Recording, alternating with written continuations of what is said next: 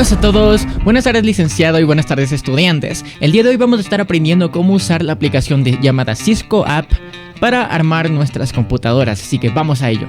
Así que como primer paso, la aplicación esta que nos da es para qué sirve. Así que aquí nos va a decir cómo funciona, cuáles son los modos que tiene nuestra aplicación. Así que aquí, como podemos ver, el primer modo tenemos Learn Mode, que significa el modo de aprendizaje. En este modo, la aplicación de Cisco te va a ir mostrando paso por paso cómo armar cada componente de la computadora. El siguiente es el Test Mode. Este te permite a ti, una vez que ya aprendiste cómo va cada componente, para qué funciona, los cables y todo eso, en el Test Mode, como su nombre lo indica, te van a dar como un test, o sea, no te van a decir dónde va nada, sino que lo vas a tener que poner todo por tu cuenta.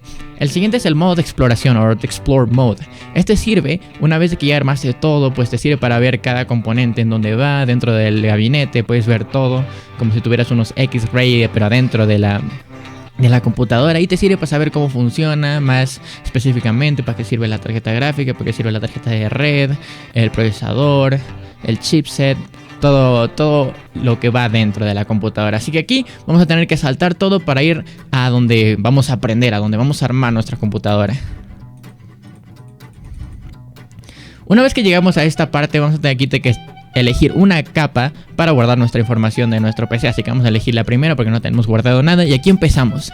Lo primero que nos dice es que pongamos la fuente de alimentación, entonces le vamos a dar un clic y aquí vamos a ver que ya se nos puso en nuestra mesa de trabajo, así que aquí vamos a girarla para que quede perfecto, para que quede incrustada en nuestro computador. Así que aquí, como vemos, aquí está el hueco en el gabinete y coincide con la chapa principal de nuestra PSU o fuente de alimentación, así que lo vamos a poner ahí. Y ahora el programa nos dice que tenemos que poner los screws o los tornillos en español, así que los vamos a poner y listo, ya pasamos la primera fase, que sería la fuente de alimentación. Así que ahora vamos con la placa base. En la placa base, lo primero que nos dice es que podemos incrustar la memoria RAM o el procesador, pero generalmente lo que siempre se instala primero es el CPU, así que vamos a ir con el CPU. Y aquí vamos. En el CPU, como estamos viendo aquí, en una de las esquinas vamos a tener una flechita. Esta flechita la vamos a encontrar exactamente igual en la placa base. Si vemos aquí tenemos una flechita, entonces eso significa que lo tenemos puesto el procesador en su forma correcta. Así que lo vamos a poner ahí. Perfecto. Y ahora cerramos la tapa. Como este es un procesador de Intel, pues tiene una tapa, pero en los casos de AMD no tiene. Pero como este es un programa más general, vamos a aprender de Intel. Aquí vamos a bajar esta palanquita y ya tendríamos puesto el procesador en su sitio. Ahora iremos con las dos memorias RAM. Aquí, como mismo Cisco te indica, le puedes dar o doble clic o puedes mantener y arrastrar. Cuando mantienes y arrastras, aquí te dicen dónde exactamente va a ir puesto la memoria RAM. Así que aquí le damos un clic y listo. Ahora vamos a girarla hasta que la muesca de la memoria RAM sea igual a la muesca de la entrada de la memoria RAM en la placa base. Así que como aquí vemos que está exactamente igual, le vamos a dar a bajar. Así que ahí está, ya lo incrustamos. Cerramos las dos vinchitas que tiene a los lados la memoria RAM y ponemos la segunda, exactamente el mismo proceso. Lo giramos hasta que veamos que la vinchita está en el sitio correcto. A ver ahí, y la bajamos. Ahora cerramos las vinchitas y ya tendríamos la memoria RAM puesta. Ahora, un dato interesante, ¿por qué se ponen las memorias así? ¿Por qué están las memorias separadas en vez de estar puestas juntas? Pues eso es porque activa un modo el cual hace que las memorias RAM trabajen a su máxima velocidad. Si las pondríamos todas juntas, no activaríamos de ese modo, a no ser que tengamos las 4 memorias RAM puestas. Ahora sí, vamos a poner la pasta térmica. La pasta térmica va incrustada en el procesador. Bueno, no va incrustada, va encima del procesador. Si no pondríamos pasta térmica, pues el procesador se sobrecalentaría súper rápido y no podríamos usar nuestra computadora. O sea, apagaría automáticamente o incluso podemos llegar a quemar el procesador. Si aquí encima de la pasta térmica y del procesador iría el disipador de calor, el cual, como su nombre mismo indica, ayuda a disipar el calor. Ahora ponemos el cable del disipador en la placa base. Aquí, como nos indica, vamos a tener que ver que la vinchita esté exactamente al mismo lado en donde está en la placa base, así que aquí lo ponemos. Ahora procedemos a poner los tornillos de la placa base, pero para eso primero tenemos que poner la placa base en el gabinete. Así que aquí arriba nos dice Install Motherboard, entonces eso significa que aquí tenemos que darle para que movamos pues nuestra placa base al gabinete. Entonces aquí vamos a girar hasta que todas las entradas de USB, VGA e incluso de audio y teclado y mouse estén del mismo lado de la parte trasera del gabinete. Como aquí vemos, aquí está toda esta entrada y acá debe estar lo mismo. Si aquí vamos a ponerlo, está ahí, como vemos entró perfectamente. Ahora aquí, último paso, tenemos que poner los tornillos y con esto ya acabaríamos de poner nuestra tarjeta madre en el gabinete. Así que a continuación aquí viene mi compañero que va a hablar sobre cómo introducir las tarjetas, los discos internos y demás. Así que muchas gracias. El siguiente paso es el adaptador de tarjetas. El adaptador de tarjetas se instala en la placa base para dar funcionalidad a su computadora. Una tarjeta de interfaz de red NIC es una tarjeta de adaptador para conectar el ordenador a una red, que es esta. Se le pone aquí y se le ponen los tornillos para asegurar. Después, una tarjeta de red inalámbrica es una tarjeta de adaptador para conectar su ordenador a otro ordenador a un punto de acceso inalámbrico con señales de radio, que es esta, y se le pone aquí, se le ponen los tornillos. Y la que es un adaptador de video, es una tarjeta de adaptador que envía datos a una pantalla de la compu, que es esta, se le pone aquí y los tornillos. Después el siguiente paso es los discos internos, que sería el disco duro. HDD es un disco magnético que almacena grandes cantidades de datos en soportes fijos, que sería acá instalado, así, y se le ponen los tornillos para asegurarle. Después nos vamos a unidades en compartimiento externo, que sería la unidad SD-RD. DVD es un dispositivo de almacenamiento óptico que lee y escribe información en CD y lee DVD. Le ponemos aquí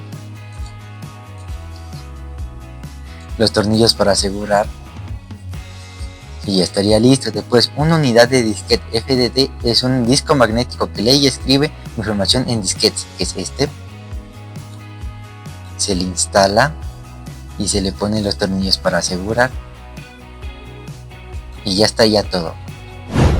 El siguiente paso son los cables de interior. Conecta todos los dispositivos internos de los componentes del equipo adecuado. Asegúrese de hacer coincidir el pin 1 al pin 1 al conectar los cables a los dispositivos.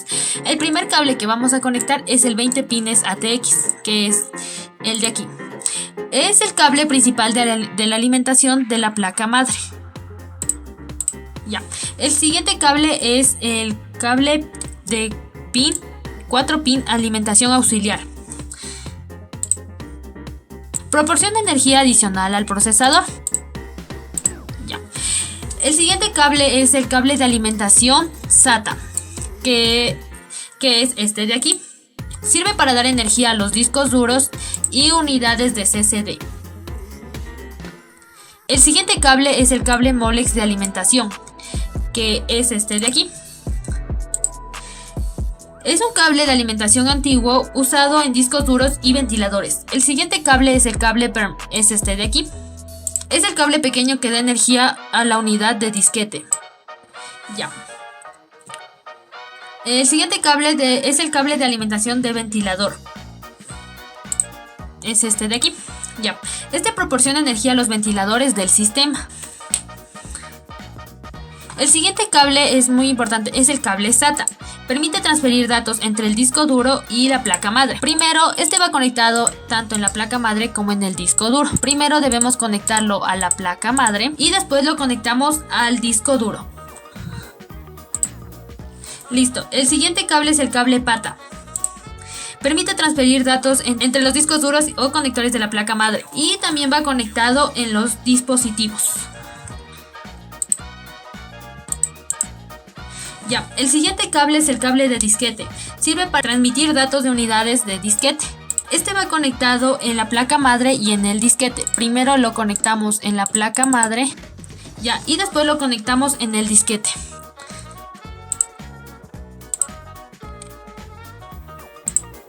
Hasta ahí tendríamos conectado todos nuestros cables internos. Ahora vamos a conectar los cables internos. Para completar el ensamblaje de la computadora, fije primero los paneles. Ya, y luego los vamos a fijar con los tornillos al panel. Ahora está listo para conectar los cables externos de los puertos a la parte posterior de la computadora. El primer cable que vamos a conectar es el cable del monitor. Conecta la computadora con la pantalla. Ya, va desde el CPU hasta el monitor. El siguiente cable que vamos a conectar es el cable del teclado. Permite ingresar los datos a la computadora. Se conecta desde un puerto de USB. Ya, el siguiente cable que vamos a conectar es el cable del mouse. Permite controlar el cursor. Este va conectado también a un puerto USB. Ya, el siguiente cable que vamos a conectar es el cable del internet. Permite la conexión de internet por red. Va conectado desde la computadora hasta un router o un módem. El siguiente cable que vamos a conectar es el cable paralelo. Se usa para conectar impresoras antiguas. Va desde el computador hasta la impresora. El otro cable que vamos a conectar es el cable de la potencia, es el cable power. Es el cable que suministra energía al computador. Va desde la corriente eléctrica hasta la fuente de poder. Hasta ahí tendríamos todos nuestros cables externos. Lamentablemente nuestra USB no se puede conectar al simulador. Los cables internos y externos son fundamentales para el funcionamiento del computador, ya que permiten la conexión y transmisión de energía de datos entre todos sus componentes. Este simulador nos ayuda a comprender la forma práctica cómo armar y desarmar una computadora, identificar cada cable y sus partes, incluso los tornillos, y dónde van conectado todo correctamente sin correr el riesgo de dañar equipos reales. Y también nos facilita el aprendizaje, ya que podemos practicar varias veces hasta entender completamente todo este proceso. Ya, espero les haya gustado nuestra exposición. Muchas gracias.